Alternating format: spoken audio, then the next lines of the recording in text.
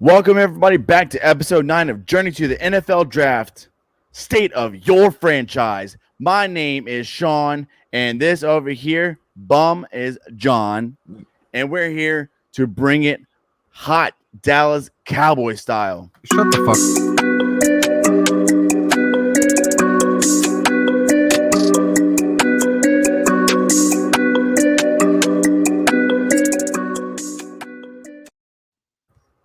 You were saying? That was a low fucking blow. Cut that man straight off. Capitated him. Listen, we told y'all we want y'all to come rep your team. So I reached out to my man Scotty. Oh? From Off Script. Oh? And he said, "You doing the who?" I said, "I'm doing the Dallas Cowboys." He goes, "Oh, bet. I'm going to be there." So, without further ado, my man, Scotty from Off Script. What's up, brother? Oh, him's ready. You know what it is. You see it. Oh, you know what it is. You know the him's ready. vibes. That's also how he dreams about the next Super Bowl. On that same pillow, it's got all the drool stains from the... You know what? Just because I sleep on greatness, and don't take it out on me, please. Oh, sir. man. Okay, don't take it out on me. I'm just saying. All right. So let's start it off. Let's start off talking some Jones money. 19.35, 12th in the league. Not bad. For once. For once, you're in the positive side and not the negative. We are working this cap. Tony Romo has finally come off the cap. Been on that thing for like 3 years, ain't played a snap.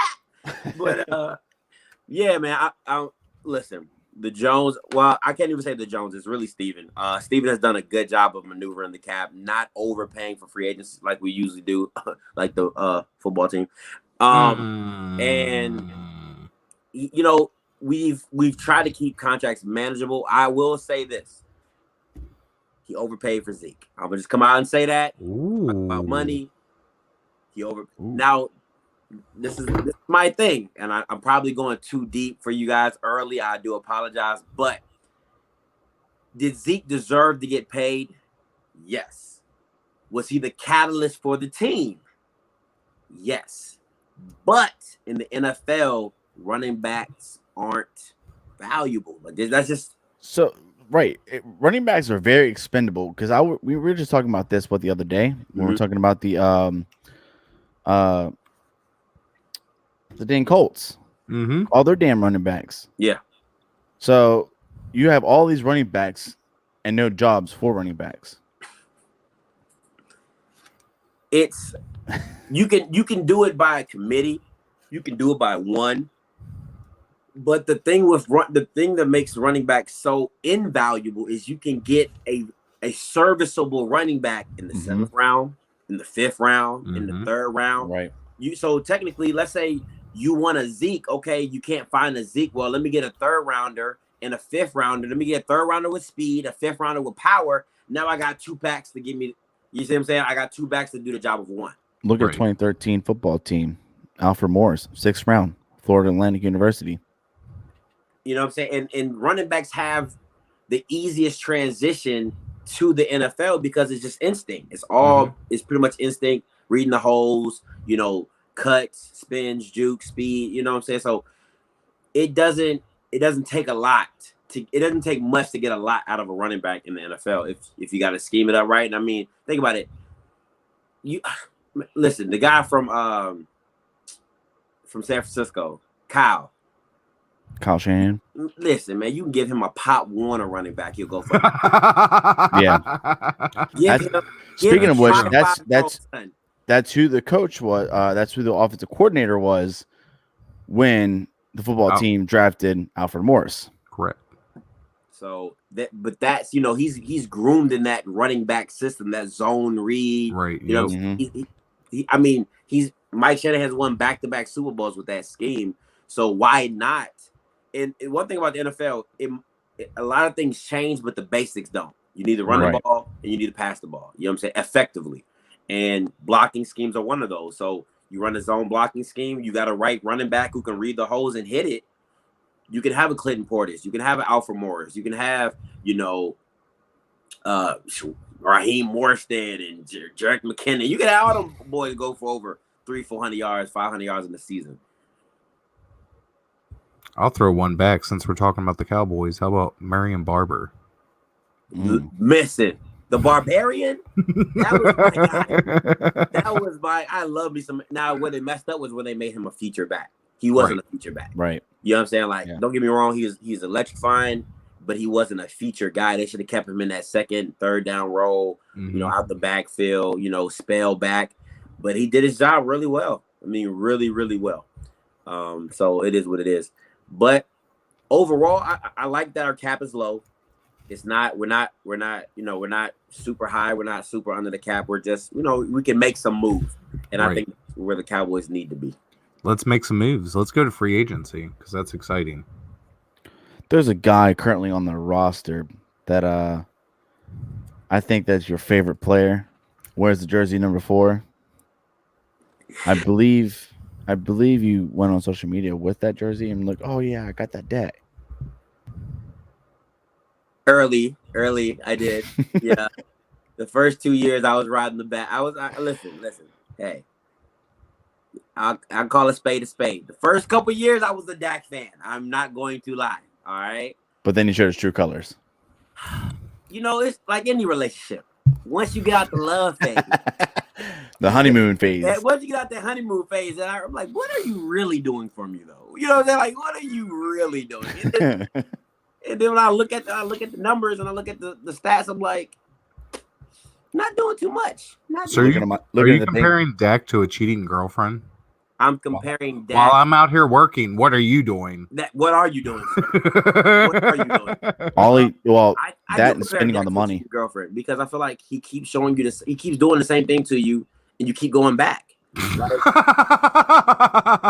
We as fans keep going back like, oh my God, Dak is so awesome. But I'm like, no, he's not. He's average. He's very, very average. And you can tell, and if you want to bring it up, and I bring this game up all the time. And this, I stand, anytime I have an argument with Cowboys fans about Dak, that he should stay, and I bring up one game, to me, this is the game you have to win. Eagles. Not this year, but last year. We go into the final game as always, week 17, at the Eagles. The winner goes to the playoffs. We have a full roster. I mean, every name that we can possibly have. Jason Witten is still playing. Amari Cooper still playing. Michael Gallup is playing. Zeke is playing. We got a whole offensive line. We don't score a touchdown. We lose that game 12-9 to Carson Wentz and his no-name receivers. Yeah, exactly. He was on his third string running back. He was out there making us look crazy. And then they were like, oh, the defense doesn't help Dak. What? 12 points can't win you a game? If my defense holds somebody to 12 points and we can't score more than 12 points, we deserve to lose. Right. Right, exactly. Yeah, I'm with you. So don't tell me what you deserve. Show me what you deserve, because that happened. That game happened, and there's no wiping it away. It happened. I watched it. You can only ask so much of your defense. Yeah. If they did what they're supposed to do, 12 points. Right. We kicked 3 field goals. I'll take that.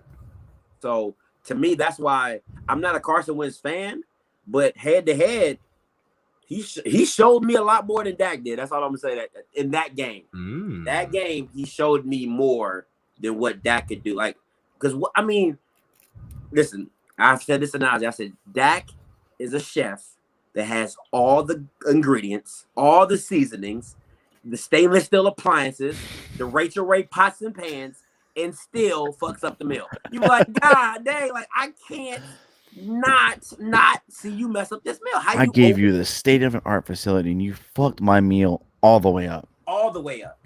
You're burning my steak.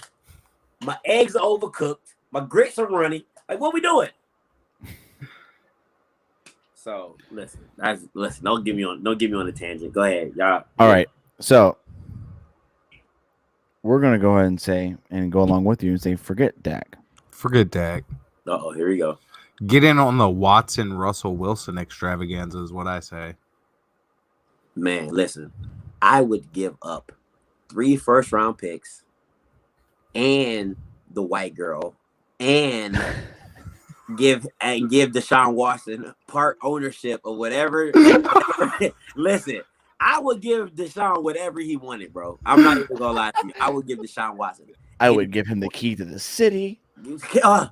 We can name it. We can name it Dallas Watson. I don't care. You know what I'm saying? DF Watson. The Watson DFW, Cowboys. DF Watson. I don't care. We can name it anything you want. Oh, that's crazy. DFW. Deshaun effing Watson. That's what we here, baby. See, you already got it. Let's get it. Get it done. That's the clip for you right there. That's the clip for you. DFW. Deshaun effing Watson. We need him. Let's go. Yep. Listen, in my opinion, if y'all got a Deshaun Watson, I'd be a lot more terrified of your offense with CeeDee Lamb, Amari Cooper, Zeke. Who else? Your boy Michael Gallup. Dog, let me tell you. If we got Deshaun Watson, Sean, listen to your boy. I'm walking in next season like this. 10 wins. I don't care about the schedule. Who's on the schedule? I don't care. Don't tell me. 10 wins. 10 wins. I don't care who on the schedule. It's 10 wins. I'd go as far as 13. If you can get your defense straight. Yeah, and that's literally all. Every draft pick from 2 to 7 needs to be. All right, maybe 3. I don't care. 3 to 7 because we do need some offensive linemen. We do need some real time. Right. We do. Right. Our linemen are getting old. But 3 to 7 need to be all defense. So what about? Take the flip side of that. What if Russell Wilson, you lose out on the Deshaun Watson sweepstakes, but Russell Wilson lands in your lap? It's an upgrade. Listen, anything other than that. Let me not say that. That's rude. Yep. Those 2 quarterbacks are upgrades over that. Because I was about to say, Ryan Fitzpatrick's out there. I'll take Fitzmagic over Dak. I'll take Fitzmagic over Dak. Oh, you heard it here first. No bullshit sports podcast. I would. Listen, this is what you got. Listen. Let me break it down to you because you guys are Washington fans, so you probably I mean, you watch us, but you don't watch us, right? Fitz can do the same thing Dak does. Empty calories. If you're looking for empty calories, if you're looking for stats with no wins, Fitzpatrick can do that. He can throw you in a game. He can throw you out of a game. And that's why I didn't like Kirk Cousins. And people were like, "Oh my god, look, he's like so many. Look at his stats. It's so amazing. His stats. What has he done? That's always been my argument. What has he done? That's perfect. And you can see it in the Vikings. They go to the NFC Championship. Yep. With a no-namer, Case Keenum. Then they come back and get Kirk Cousins on his money. Ain't seen a sense. Mm-hmm. It's so bad. Stephon wants to be traded, and he gets traded. It's that bad. He doesn't want to be there. Right. So we're gonna move on to free agency. Yes. First name. Go ahead. Go ahead, sir. No, you go ahead. Oh, well, thank you. Fuck yourself anyway. Yep. I'd like to go ahead and pick up Hunter Henry. As a tight end? Yes, sir. Jarwin, I don't think is what they need. I'd rather have the experience, and I know what Hunter Henry can do. I've seen the tape. Okay. Listen, okay. I like your point. I hear your point. I see your point. But you got to understand, there's only one football. So somebody has to take the decreased role, and I'm not going to pay high end for a tight end that I know probably won't see as many balls as he should. Because you have Amari, because you have Michael, because you have CD, they're the primary targets. You need somebody who doesn't have a big name that can just do their job. That's all I need you to do. I just need you to go 7 yards, turn around, catch the ball, and fall. I don't care what else you do. Just don't fumble. You know what I'm saying? Like that's it. That's all I need you to do. So I don't need to spend a high capital for a tight end where I just need something basic. I don't need something flashy. And Hunter Henry's flashy. Blake Jarwin is just reliable. Even if Blake Jarwin doesn't come back because he tore his ACL, and we have Dalton Schultz. He did pretty good. He did pretty good this season. So we're good on that. And so I get it, right? I trust me, I do. But for the team and how they construct it, I don't think he's a valuable he's not a valuable target to go spend high money on. Even with Mike McCarthy, because he loves tight ends. I still wouldn't do it because we need money elsewhere. So I wouldn't spend a high end tight end. That's just like adding. That's like if you got a Ferrari and you're like, ooh, look at okay, I'm gonna get the Ferrari air freshener. You're like, bro, like that is so unnecessary. Like just get a regular just go to the dollar store, get you an air freshener, the little palm trees, and you just fine. You're just fine. Right. But I think what you're doing is trying to add like a name brand air freshener to a Ferrari. Like, bro, like we're good. We don't need that. Well, I wouldn't call you guys a Ferrari, more like a station. I mean, we're wagon, but I was trying we're a Ferrari, sir. Sir. Listen, I'm gonna throw a name out there on the other side of the ball. I've threw out this name with one other team already, but I feel like going alongside with DeMarcus Lawrence, Leonard. Ooh. Leonard. Damn. Hold on. You talking about the DN? The one from the Rams? Leonard Williams. Leonard Williams. Oh, that's the D tackle from the Jets. Defensive end. He was with Jets and then he went to Giants. They play him at D tackle. So he can. I mean, you can put him anywhere. You can put him wherever. Yeah, DN and D tackle. Right. I like it, and the reason I like it is because I would play him at D tackle because we have Randy Gregory, and then I think they're also going to bring back Alden Smith as well. So I would use him as a D tackle because, bro, we don't have nothing in the middle. Our middle is soft as Charmin. What about Dalvin Tomlinson, the defensive tackle from the Giants? 6'3", 318. Listen, if he's fat and he can hold up the middle, cool. That's all I need. If he's a big body and can hold up the middle, that's all. I wanted Snacks. I wanted Snacks Harrison. That's who I really wanted. Yeah. I felt that was would a good serviceable defensive tackle. That's bro. All I need you to do is plug the middle. Vince Warfork that thing. You know what I'm saying? Right. Plug the middle.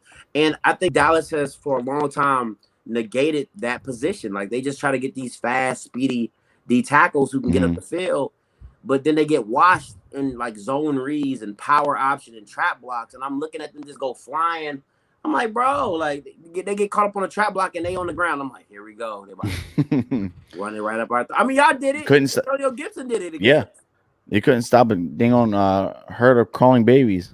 I mean, the hole was so hooked. The man, when he ran that, I was like, man, you could have drove a 4 F-150 through that hole. It was so good. So that the middle is the biggest issue for me. The D line, the D tackle. DeMarcus Lawrence needs to show up a little bit more. I know he's a great run defender, so a lot of people don't give him credit for that. He's a great run defender, but he just needs to show up a little more on the pass protection. The biggest need for us is corner, safety and corner. So this is my for all your viewers out there. This is my opinion. I would take Diggs. Trevon Diggs, his brother, I would put him at free safety because his range is stupid. Stupid range. He's not great. If you've ever watched him, because you saw against the football team, your receiver, what's the fast one? The Ohio State. Terry McLaurin. Cooked him. Broke him off the line. I mean, he just so his man-to-man is a little shaky. But he plays the ball so well in the air. So what I would do is I'll put him at free safety, draft a corner, try to either keep Cheeto or Jordan, and then have those at my 2 starting corners, and then keep Diggs as a free safety. I would even see him trying to bring in one of these older veteran guys. Like, what about Marvis May from the Jets, the safety from the Jets? I was gonna say bring in like AJ Bouye or I would do that when Patrick Peterson gets the chop block. Bring him in. Now that makes sense. I would do that because that's somebody who can give your secondary some leadership. Know, or in the locker room has a voice because we need leaders, man. Like real talk. Xavier Woods. I want to know whether you think he comes back, and if not, how about Xavier Rhodes coming in to replace? It ain't no better. Xavier Rhodes is he's He's past his prime. When his first 3 years with the Vikings, oh man, you didn't throw over there. But now he's a liability. Not a suspect. He's suspect. He's not a liability, he's suspect. And Xavier Woods is the same. But Xavier Woods will hit you. If he can't do nothing else, he will hit you. So if we can bring Xavier Woods back cheap, I don't have a problem with that. Because the thing is, it's the over the top stuff for me. It's not the underneath stuff. Underneath stuff is just rallying to the ball, seeing with your eyes, play the ball, go down. It's the over the top. We got murdered over the top. Mm-hmm. Like, yep. I'm like, the point of the position of safety, if you don't know, is to be the last defender. Not like, so how are you not backward? You're not even close to the ball. Nah. Yeah, we definitely need corners, and we definitely need a better free safety. And then we let Jeff Heath go, and he killing with the Raiders. Killing. But yeah, I was looking at the depth chart, and it looks like the Cowboys are running some kind of like a 4-2-5 with the 5 corners. Yeah. Yeah.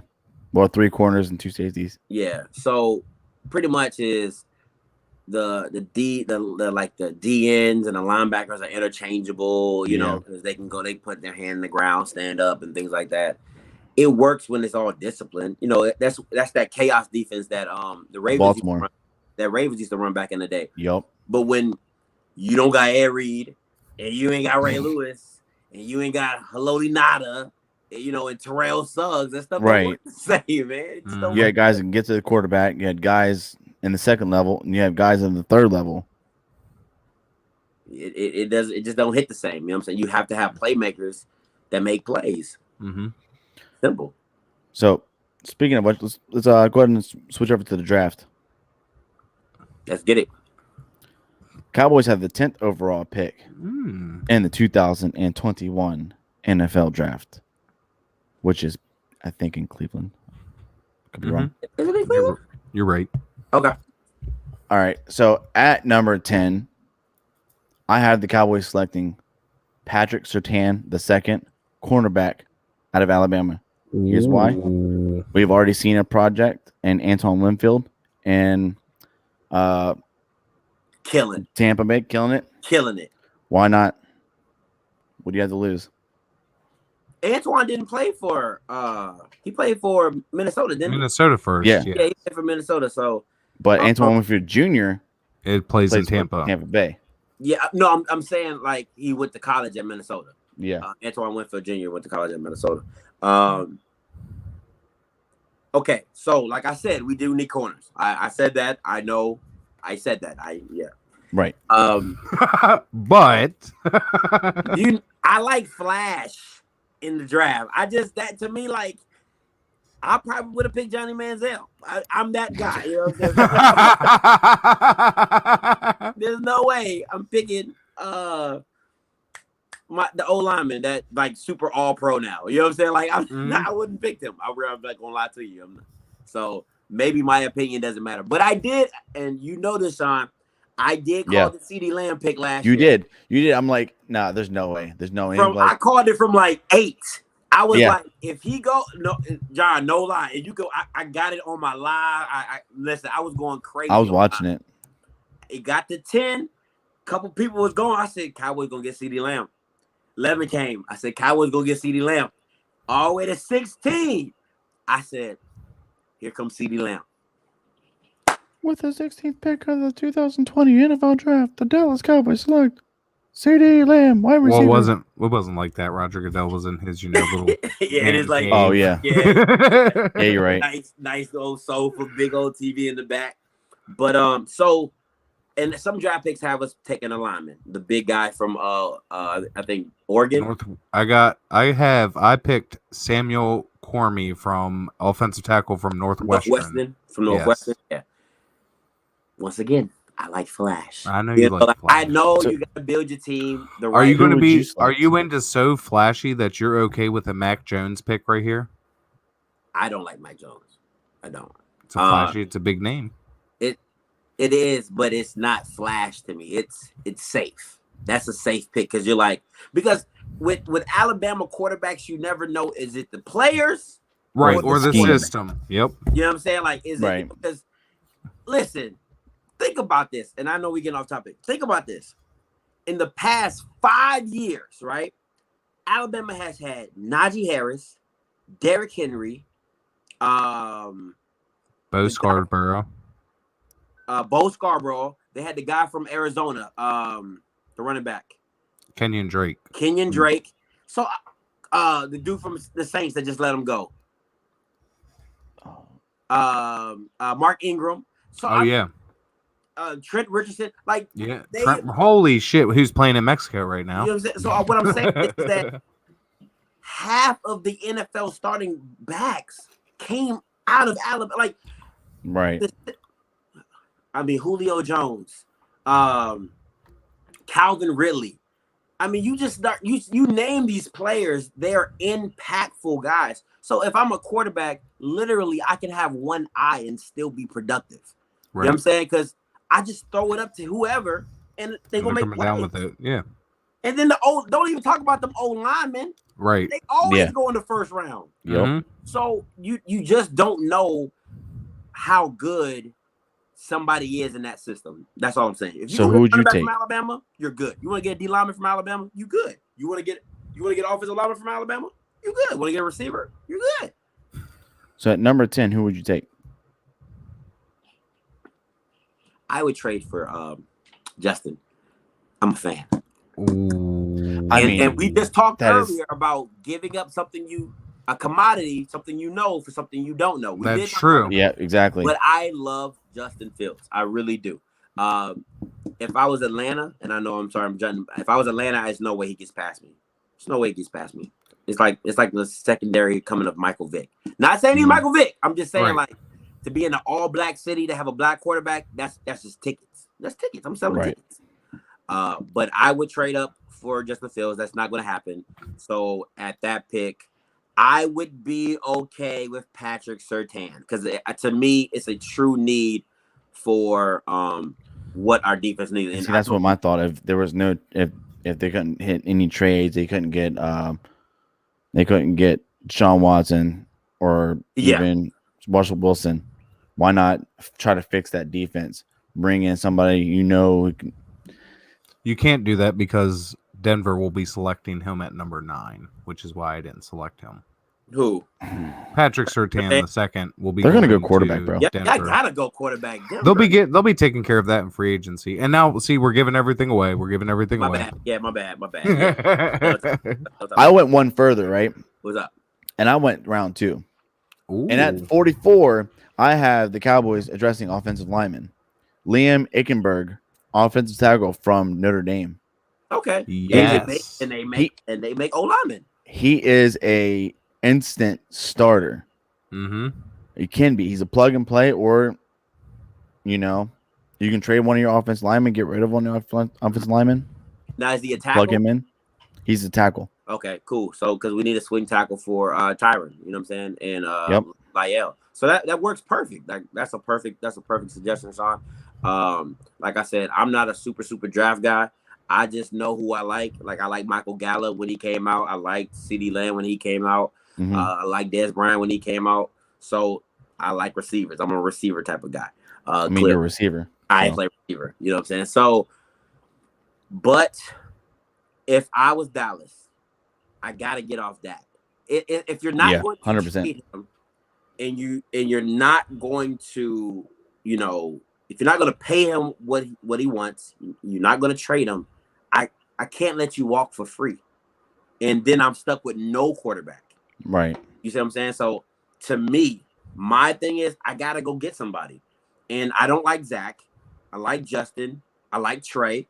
So if I couldn't get Justin, I'll get Trey. I do like Trey because I like the mobility aspect. That's what the league is going to. You know what I'm saying? Like the mobility of a Patrick Mahomes, the mobility of Lamar, the mobility of Russell Wilson, even Josh Allen. Like these fun. So that's where the league is going to. You see what I'm saying? So I would go get a quarterback in this first round because you don't know the next time you're going to be at 10. And you're not expecting to be here at 10 again. You don't want to be. You want to be at 32. You want to be at 32, exactly. You see what I'm saying? So it is what it is. Baby steps, maybe 20 next year, but baby steps. Maybe 11. You know what I'm saying? Hey, and we still be building. I would trade Zeke. I would trade Zeke to go get one of these quarterbacks. Ooh. I would trade Zeke to go get one because that would be a good package to put together. Yeah, I would trade Zeke to go get one of these running backs. Because if I'm Atlanta, I might feel like I'm a running back away with a couple of draft picks and swap out and get the 10th pick and choose somebody I like. Maybe get a Mac Jones if he falls to me or something like that. Something like that. But I would go get a guy.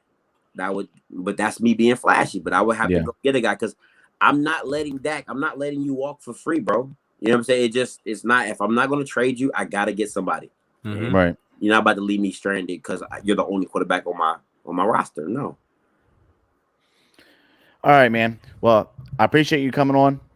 Appreciate you talking Dallas Cowboys football. Man. Even though Anytime. even though it hurts me in my soul to talk Dallas Cowboys, but you know what? It's all a part of the series. Yeah, so appreciate that's what I love about you guys, man, because you guys respect greatness. You allow me to come on and talk about the team, the America's team. So it's love, man. It's all love. All right, man. We'll hope to see you again soon. All right, man. Appreciate y'all. Thank you. All right, man. All right, bullshitters. That wraps up episode 9, the Dallas Cowboys version. I know this one ran a little longer, but promise you, it didn't disappoint. And now I'm going to go throw up in my mouth. Yep. Where's my trash can? We out.